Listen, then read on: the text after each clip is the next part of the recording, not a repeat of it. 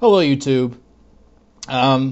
Just when I feel like I'm going to run out of things to talk about, or I think I'm going to get bored with the whole YouTube thing, because that tends to happen with me, people give me things that I feel like I have to respond to. And this video response goes out to Crusade, C-R-U-S-A-E, look him up, who responded to my video response to the Trampled Rose episode 1.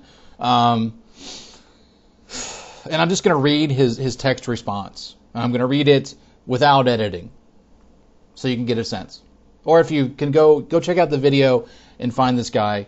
He responded. This was yesterday. So Crusade, 14 hours ago and counting.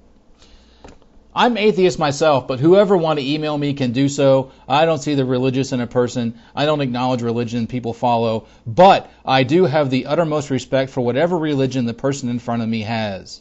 Period. I just don't understand why people tend to lower people wanting to do good. Period. Not just this video, it's everywhere we look. Everywhere we look. Period. Like that person does too much good. What's wrong with him/her? I'll find something. I wasn't finding anything. And everything that I responded to was his delivery and the content of what he was saying. And as an atheist, Crusade, how can you possibly think that what he's doing is good? Here's the thing. When did it become intolerance to ask questions? At the root of all religious transformations, all religious conversions, and all religions that I have studied, all the major religions, Christianity, Islam, Judaism, Hinduism, Buddhism, at the root of all of those transformations is questioning. The road to enlightenment, whether it's, religious transformation, spiritual transformation, or just philosophical becoming more enlightened, is asking questions. And that's what I was doing. That's what I'll continue to do. And when did it become intolerant to ask questions?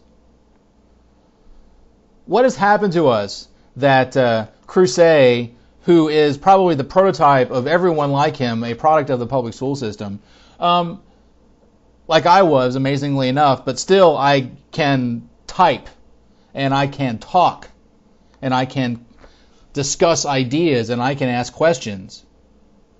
As an atheist, Crusade, how can you just stand by without asking questions? When people and when ideas do not respond to questions or don't stand up to scrutiny, that's because they don't believe it. Any faith that doesn't hold up to scrutiny is not faith. It's a fucking hand-me-down shirt. Okay? So, but I believe that there are people out there who have deep religious convictions. Do I think that religion makes them inherently hypocritical? Yes, but do I believe that they have honest faith as they understand it? Yes.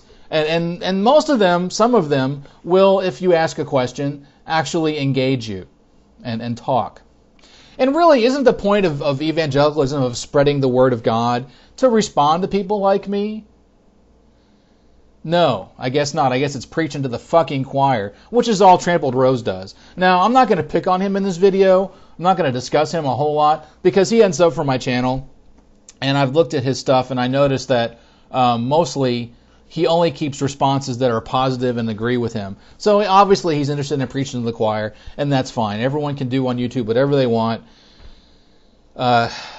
except for, show nudity, I guess. And that's fine. He doesn't want to respond. He doesn't want to engage. That's his choice. But to accuse me of just looking for something wrong because he's doing good, people like that don't do good. They don't spread good. Because what they're not talking about God or religion per se. They're talking about evangelical Christianity. They're talking about they have a political agenda, just like everyone has a political agenda. I have political inclinations. But they have a definite social agenda that they want to the forefront. These are people who deny science. These are people who deny every piece of evidence in front of them because of a book that other people wrote. And it wasn't even written originally. It was handed down in stories over generations, and then somebody thought to write it down later. And they take that over scientific evidence. You know, it befuddles me. And so I think that it's reasonable that people like me ask questions. I think that it's okay that we ask questions. And if you can't handle our questions, then, you know, that says more about you than about us. But why is it that questioning equates intolerance? To me, the most intolerant thing a person can do is say nothing. To just accept without question. That is intolerance, because that is the root of every bad idea that has come across in history, whether it's political or philosophical. And because, you know, he's doing too much good. What good is he doing? What good are you doing, Crusade? I just wonder. What the fuck are you doing that's so spectacular other than obviously not paying attention in English class? So, but when did it become okay? That's my overall question, and that's the one that I would like people to respond to if they feel like it. When did it become okay to stay silent? When did it become democratic to not ask questions? Democracy is rooted in dissent. Now, if you are an evangelical and you're not interested in democracy, you're a dominionist, that's fine.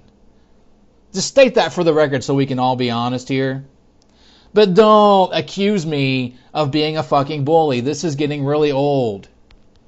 I don't have to bully kids. I've got a life, kids, people, assholes. And so that's all I got to say. And so this is Mick on the eve of his 35th birthday.